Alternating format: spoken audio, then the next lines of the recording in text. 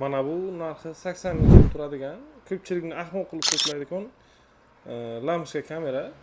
Buni ikki taraflama audiosi bor, kechqurun rangli ta'sir oladi, 360 gradus aylanadi deb aldab sotiladi.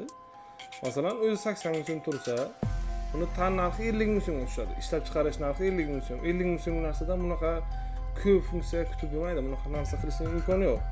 Shuning uchun buni ahmoq bo'lib, bunga aldanib sotib olmaslik kerak.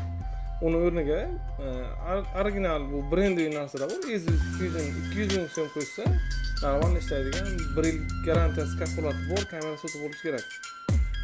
Buni eng katta minusi o'rnatib bergandan keyin bir tok o'chib yonadi, kamera o'chib yonadi, chiqib ketadi telefondan. Biz qaytib o'rgani o'rnatib berishimiz kerak.